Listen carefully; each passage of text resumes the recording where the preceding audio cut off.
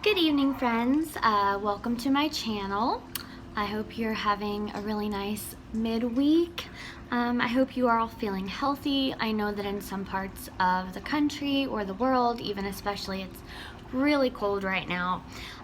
If you watched my other videos, I did mention that this was going to be a series talking about my thyroid cancer.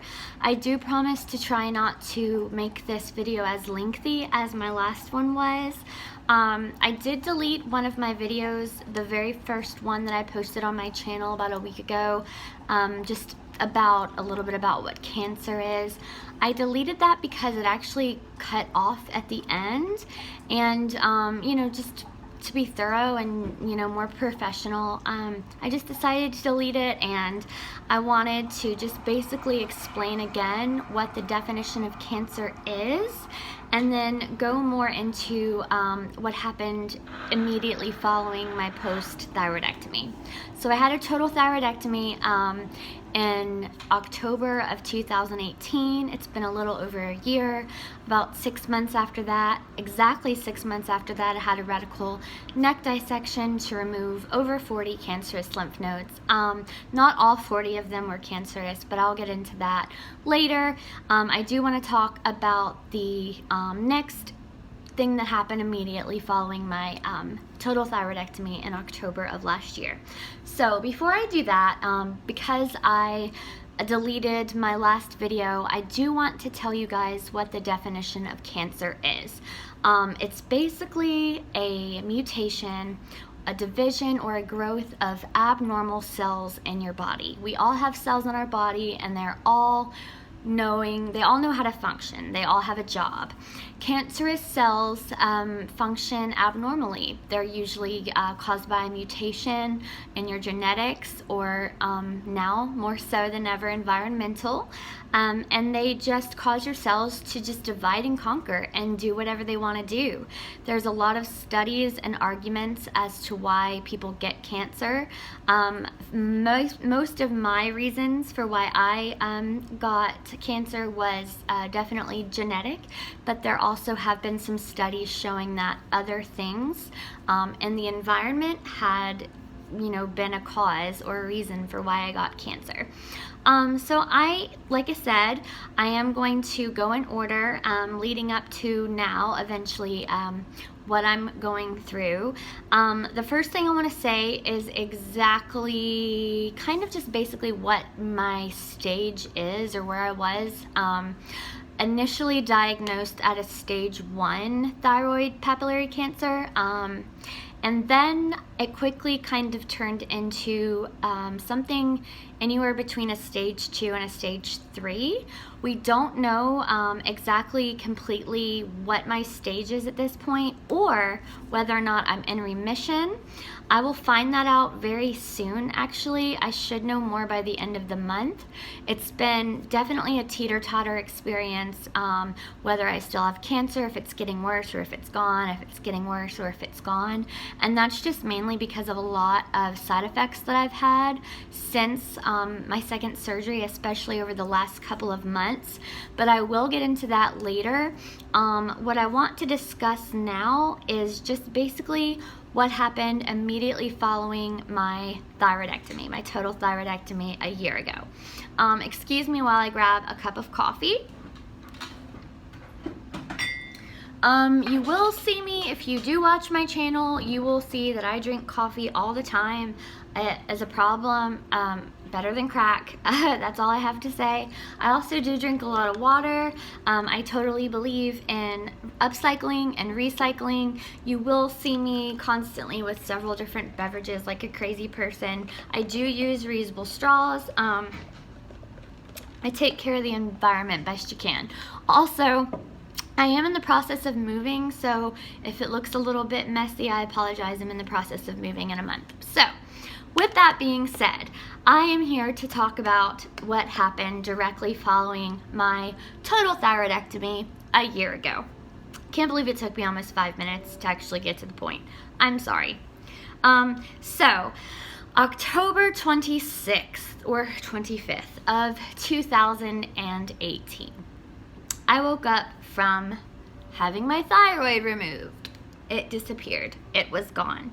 As well as removing my thyroid, my ENT also removed some lymph nodes around the right area that looked suspicious, and just as a precaution, because my thyroid was not necessarily caught early.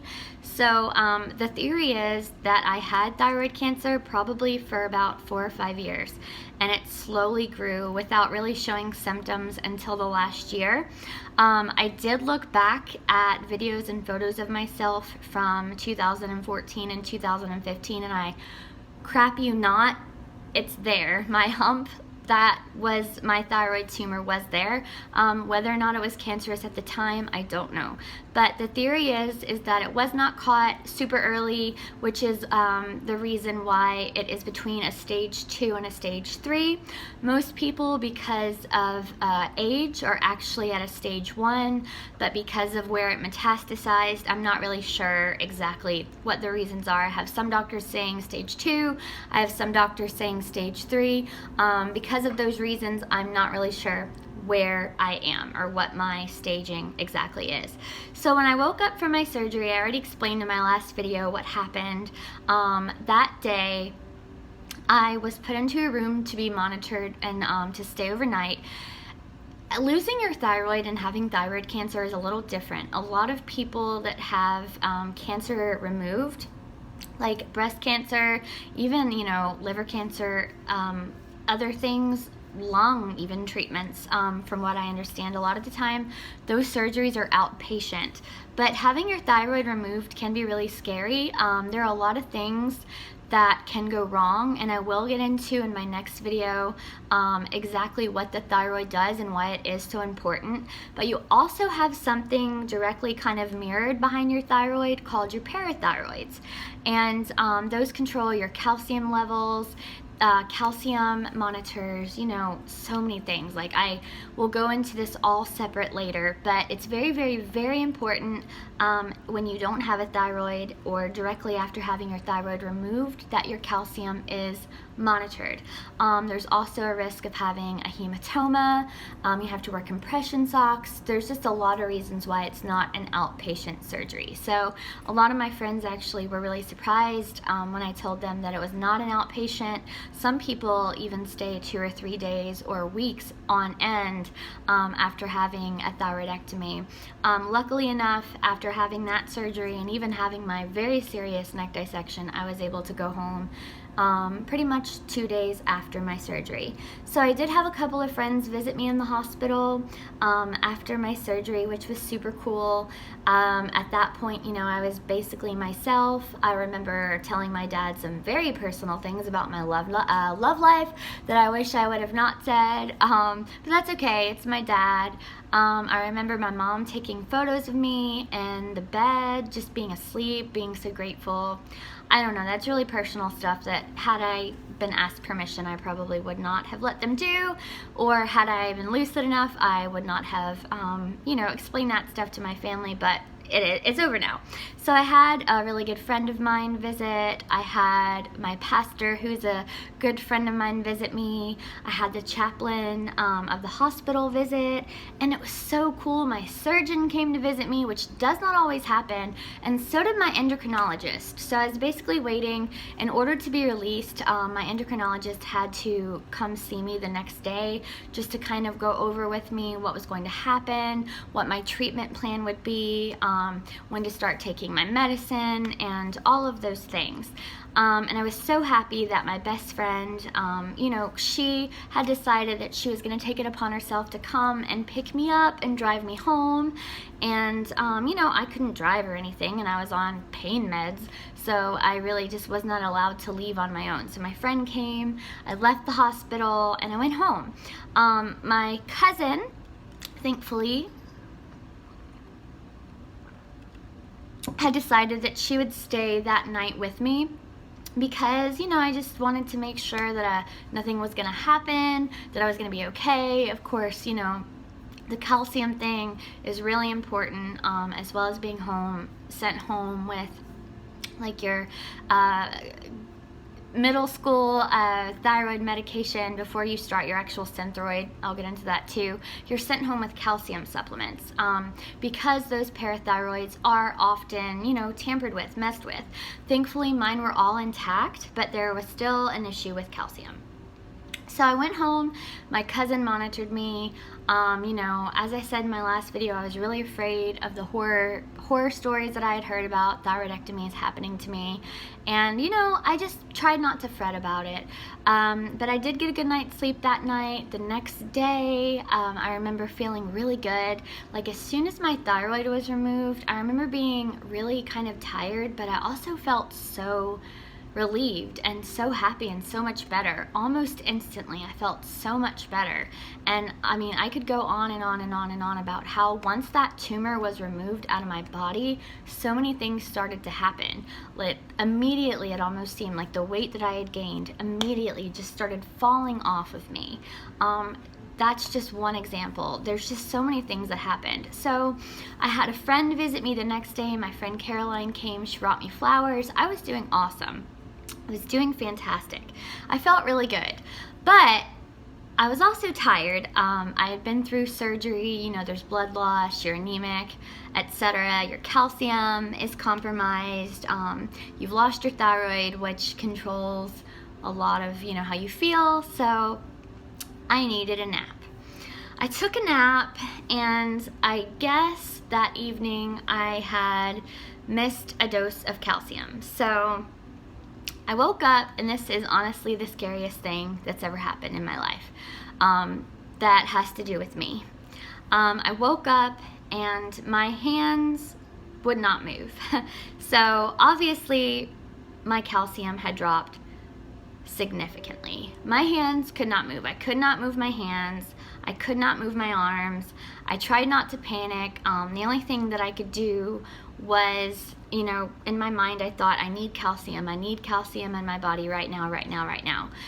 It was so bad that I could not even go to the refrigerator to open up the fridge or open my drawer to get my pills to take calcium. I just knew that I needed calcium in my body right now. So I called my mom. I was like, Mom, this is what's going on. I need you to please come over and feed me calcium. So she did. She came over, and it immediately got worse. I remember that she tried to give me yogurt. She fed me yogurt. It was so bad that I could barely even open my mouth. My muscles were constricting or atrophying, whatever you want to say, so bad that, I mean, I just couldn't move. It looked like I had claws. It was really, really traumatizing. So I called the doctor on call, who said that I needed to go to the emergency room. So I went to the emergency room where I had my surgery. And, you know, I'm pretty young in most cases for what, you know, I had just had done. A lot of people aren't very educated on what happens when you have a thyroidectomy or when you don't have a thyroid. Unless you are in the medical field and you've been in the medical field a long time, you really just don't know. And so when I walked into the emergency room, I was crying, I was hyperventilating. I mean, it had gotten so bad, even in the 10-mile ride from my house to the hospital, I couldn't even move my arms. Like, I couldn't move my elbows, I couldn't move my arms. It was really scary. So I, you know, got into the emergency room. They really weren't making me a priority. And I was kind of shocked, I guess, because having calcium is very dangerous, and having extremely low calcium is extremely dangerous. And I just could not I could not grasp the concept why I was not made a priority. There was nobody in there with a gunshot wound. There was nobody in there who couldn't breathe. I mean, I basically didn't see, and you know, I was trying not to judge, but I was also just really afraid. It didn't seem like there were too many people in that waiting room that had really much of anything that looked too scary. So it took me a while. My dad at this point was pretty upset. Honestly, surprisingly enough, my parents are, I'm trying to say this without being rude, or in a sense, I'm trying to not be offensive to them. They are more, not actually as concerned for me as they are concerned sometimes that I just am nice to my medical staff. And I'm always nice to my medical staff. I've known people in the medical staff. I know what it's like. I'm not a nurse, but I was engaged to one. My best friend is one. I have about 10 friends who are a nurse or a nurse practitioner or an LPN. I know what it's like. So I know what it's like to be a nurse, but at this point, I was the patient, and dangerous things were happening to my body. I was just continuing to get worse. It was so bad that I couldn't even talk. It was so bad. So eventually, I guess after being there for about an hour and a half, I got sent back into a room. And instead of giving me calcium, like I had explained to them, I just had a total thyroidectomy, this, they got my weight, they got my height, they got all that. I was like, ma'am, can you please just give me calcium? Can you please just give me calcium? I know that that's what I need. This is what's going on. I just had this happen. This is the problem. They insisted that I have a head CT. Now I can understand, I guess, why they would insist that I have a head CT. When a young woman comes in who's kind of upset, I guess, I'm still not actually able to concept why they thought that I needed a head CT, but they decided to do that before anything else. So while I was waiting to have the head CT, finally a really awesome nurse came in, and I was very apologetic. I was terrified, I was crying, but I was very apologetic at the same time. I was like, I'm sorry that this is happening. I was not able to cooperate. They were trying to draw blood, but I couldn't move my arms. They were trying to do all this stuff, but when your calcium is that low, you cannot move your limbs, your body. And this happens to a lot of thyroid cancer patients or patients who have thyroidectomy. So I wish a lot more people would be more educated on this topic.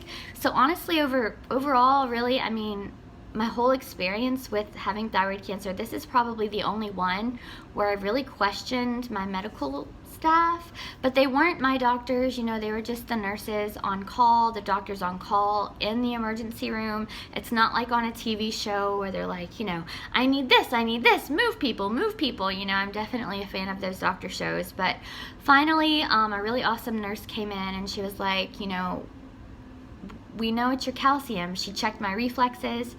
I don't know why she felt the need to check my reflexes, because it was obvious that I needed calcium, but she did. And, she said it herself. Yes, she needs some calcium. After about 2 more hours of being in excruciating pain, not able to move my arms, I was pretty upset. And because I was pretty upset, they said, you need a head CT. So I'm just gonna get mad if I continue to talk about it. And so they gave me the head CT. They also gave me some Ativan because I guess, that had something to do with calming my nerves, like almost being a muscle relaxant. I don't really understand why I needed the Ativan or why I needed the head CT, but that's not important. The important thing is that when you get sent home after having a total thyroidectomy, please do not miss your calcium. I just made the mistake of taking a nap, of not setting my alarm, and I, did not wake up in time to take my pill. I had missed a dose, I was tired, and I woke up and, I suffered the consequences, and it could have been a lot worse. It did continue to get worse, and I think that thankfully that nurse came in at the right time, gave me the calcium that I needed. I did have the head CT, came back normal. They gave me some Ativan, which did help me sleep. I am grateful for that. And, I went home, I went on my way. So after that situation, everything continued just to get better. I continued to feel more like myself. I continued to follow the diet plan that I was on. We were, just preparing for my treatment, which would be radioactive iodine. Because of the amount of lymph nodes I had that came back positive, that also came back positive with papillary cancer, and because of the way my tumor was, they decided that I would receive 150 millicuries, which is a pretty high dose of radioactive iodine, and I'll get into that in my next video. I don't want this to be super long, so I'm going to go ahead and stop here, but I do have a couple of really cool things to tell you guys in my next video, really just about, you know, what happened after my thyroidectomy, how great I felt, you know, those first couple of weeks before I knew that I still had cancer that needed to be removed, which was really scary. I will get into that. You know, I felt really great. I did feel like Wonder Woman. I was so happy to have that tumor out, and my doctor told me that it was so cool. The thyroid was not attached to any, like, my larynx, my vocal cords, or anything, which I was so grateful for. It basically was just like this huge chunk of cancer that just basically slid right off. And so even though it took a little bit, my first surgery, you know, just was not that complicated. I do have some scar tissue and voice damage and nerve damage now, but it's doing really well considering everything that I've had done. So a lot of my side effects come from just nerve damage and scar tissue, and some things that are still yet to be determined. But I'm gonna go ahead and stop here. I will have another video for you guys next Wednesday. In my next video, I'm gonna go into my low iodine diet, my first treatment of radioactive iodine, and how I knew that I still had cancer, how it got diagnosed, and why I had to have my second surgery, and just that video will actually be really interesting to hear, so I would stay tuned for that. And just again, thank you all for listening. I hope this video reaches people that need to hear it. I'm really truly hoping to help people out, because like I said in the last video, there's not enough content on YouTube about cancer, about thyroid cancers, specifically about my kind of thyroid cancer too, which is what I want to talk about. In most cases, it is very curable. It's still not an easy cancer. A lot of people have a really horrible hard time with it, but it's also not anything to be feared. So in most cases, I am a success story. I have been doing really well. Although I've not rung that bell yet, you know, we're thinking I'm doing mostly pretty okay, so I'm really grateful for that. And I look forward to telling you guys about everything that's going on in my life, how my life has improved tremendously since having, you know, everything I've had done.